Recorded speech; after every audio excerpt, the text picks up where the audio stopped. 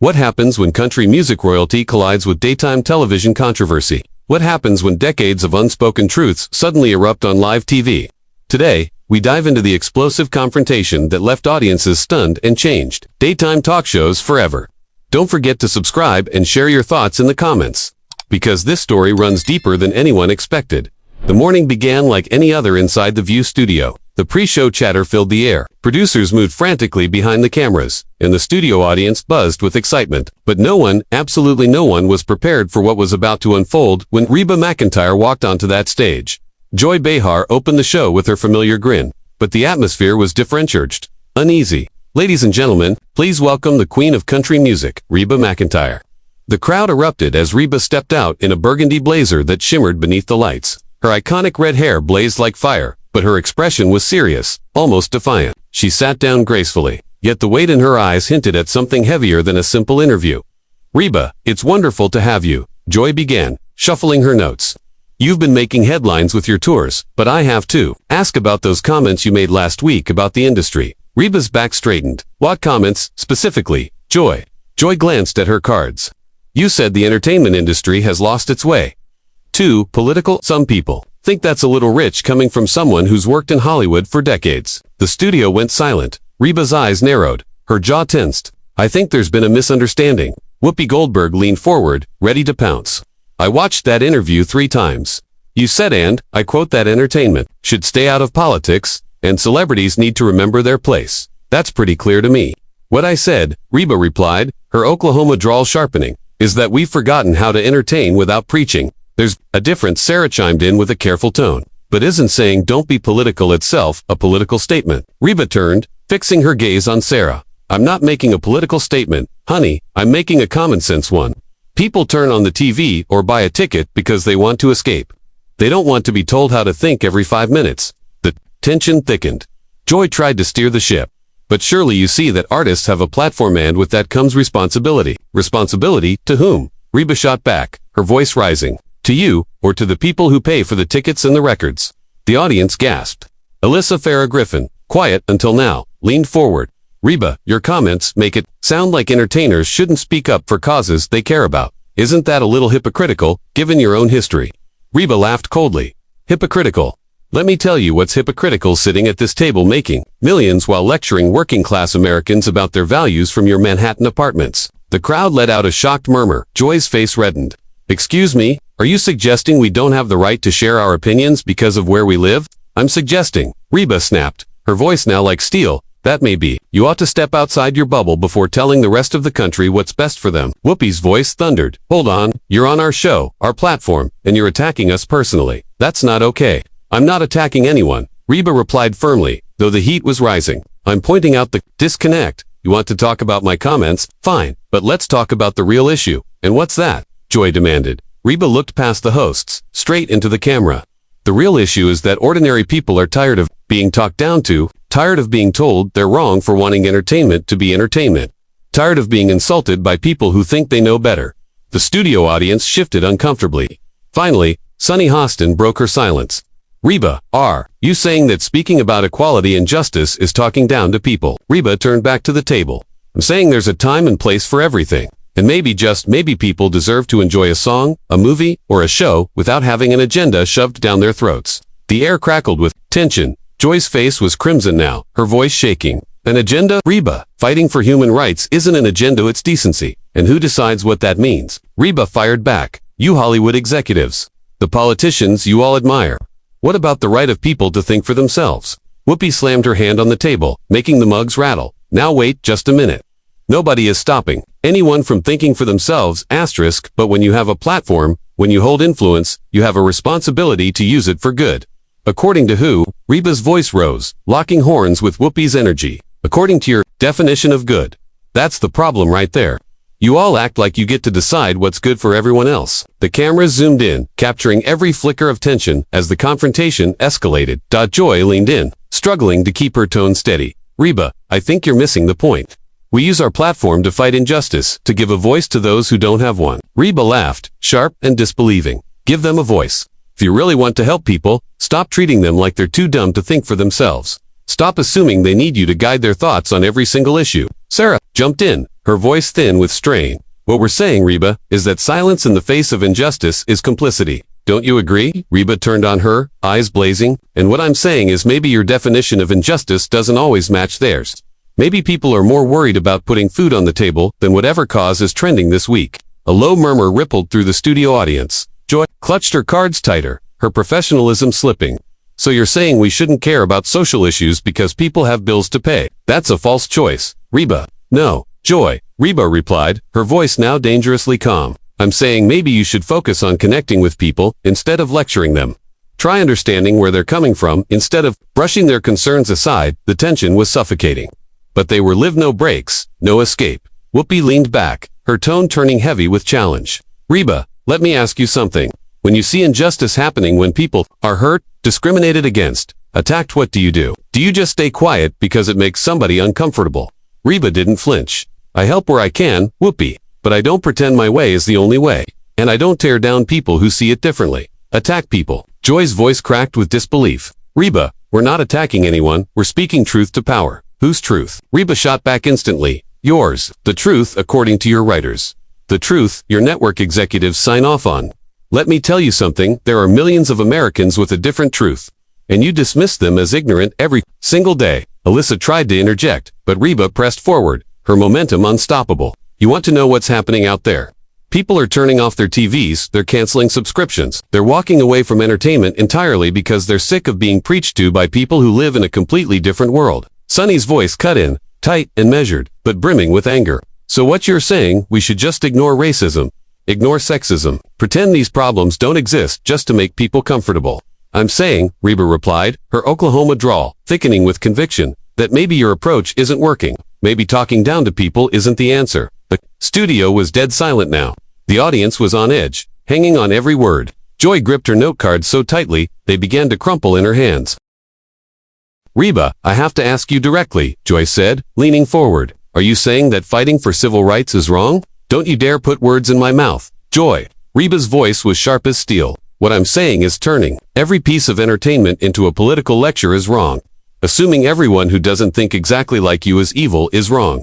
Maybe you should try listening instead of preaching for once. Whoopi's voice boomed across the studio. Listening to what, Reba? Two people who want to deny others their basic human rights. Two people who want to drag us backward. No thank you. There it is. Reba shot back, pointing straight at Whoopi. That attitude. You just proved my point better than I ever could. Anyone who doesn't agree with you, they must hate people. They must want to drag the country backward. You can't even conceive that maybe good people can see things differently. Sarah tried desperately to cool the flames. Reba, I think what Whoopi is saying is that some issues are black and white. There's no gray area when it comes to basic human dignity. And who decides what that means? Reba countered. You, this table. Because I can tell you right now, there are parents out there who feel their dignity is attacked when their kids come home from school being told their families are wrong for their beliefs. Joy slammed her palm on the table. Their beliefs. Reba, if those beliefs are rooted in hating other people, then maybe their kids should hear a different perspective. Hating other people. Reba's voice was incredulous. Joy, do you even hear yourself? You've reduced every disagreement to hate. You've just proved my point all over again. The room was so thick with tension you could cut it with a knife. Whoopi shook her head furiously. Reba, when people vote against equality, against rights for minorities, for women, for the LGBTQ community, what do you call that? I call it democracy. Reba replied without hesitation. I call it people having different opinions about how to solve problems. But you'd rather call it hate, because that's easier than trying to understand where they're coming from. Alyssa's voice was strained, trying to hold on to civility. But surely you can understand the frustration, Reba, when people see others voting against their rights, against their interests. Of course, I understand frustration, Reba said, her tone softening for the first time. But I also understand the frustration of people who feel like they're being called names and attacked for holding traditional values. People who feel like their voices don't matter anymore. Sunny leaned forward, her voice sharp. Traditional values. Reba, that's just code for discrimination, and you know it. Reba's eyes flashed with anger. No, Sunny, your code. Traditional values to many people mean family, faith, community, hard work. But the moment you hear those words, you slap the label of hate on them. Joy was visibly shaken now, her voice rising. When those so-called values are used to justify stripping people of their rights, then yes, I have a problem with them. And when your progressive values are used to destroy people's livelihoods because they don't fall in line. Reba fired back. I have a problem with that. When your values are used to call half the country deplorable, I have a problem with that too. The audience gasped. Whoopi stood up, a rare move. Her presence loomed over the table. Half the country. Reba, we're talking about people who literally want to take away voting rights, reproductive rights, marriage rights. How are we supposed to sit quietly while that happens? Reba didn't move, but her voice rolled like thunder. You're supposed to try and understand why they think the way they do, instead of demonizing them. You're supposed to have conversations instead of lectures. Build bridges instead of burning them down. Build bridges with people who want to harm others? Joy nearly shouted. Reba, that's not how this works. Some things are just wrong. And some things, Reba shot back, matching Joy's volume, are just different. But you can't tell the difference anymore. You've been in your echo chamber so long, you've forgotten what real people actually think and feel. Sarah tried one last time, her voice trembling. Reba, I think we can all agree we want what's best for people. We just disagree on how to get there. Do we? Reba asked, her gaze fixed on her, because from where I'm sitting, it looks like what some of you want is for people to be told how to live, how to think, how to raise their kids. And if they don't comply, they're branded haters and bigots. The studio audience was riveted, the air electric with raw conflict. Whoopi sank back into her chair, her tone low and dangerous. Reba, let me ask you something direct asterisk. Do you believe gay people deserve the same rights as straight people? Whoopi's question hung in the air like a live grenade, the silence in the studio sharp enough to cut. Every eye was locked on Reba, waiting for her answer. She inhaled slowly, squared her shoulders, and when she finally spoke, her voice was steady and shaken. I believe every person deserves respect and dignity, Reba said firmly. Everyone deserves to live free from discrimination. But I also believe people have the right to their religious convictions, and those beliefs deserve respect too, even if you don't agree with them. The studio erupted like thunder. Joy shot forward in her seat, fury flashing in her eyes. Religious beliefs. People used religion to justify slavery. Reba, they used it to keep women from voting. You can't hide behind faith to excuse discrimination, and you can't dismiss every person of faith as a bigot just because they see the world differently. Reba fired back, her voice rising now. There are millions of faithful Americans who love their gay friends and family, who show kindness every day but who also believe marriage has a traditional meaning. Instead of respecting that complexity, you smear them with one word. Bigot. When people, voice thundered. Tradition, said black people weren't fully human. Tradition said women were property. Tradition doesn't make something right. And progress doesn't automatically make something right either. Reba shot back without hesitation. But here's the difference. I'm not trying to force anyone to believe what I believe. I'm not shutting down businesses because owners think differently. I'm not digging up social media posts from 10 years ago to destroy someone's life. Alyssa leaned in, her tone sharp. But Reba, when those beliefs turn into laws that hurt people, what then? Then you vote, Reba said simply. You change hearts and minds with compassion, not with shaming, bullying, or trying to erase people who think differently. Sunny's voice was heavy with frustration. Compassion. How do you show compassion to people who deny your right to exist? By not assuming that's what they want, Reba replied calmly but firmly. By talking to them instead of about them. By finding common ground. But that takes effort and it's easier to slap a label on someone and move on.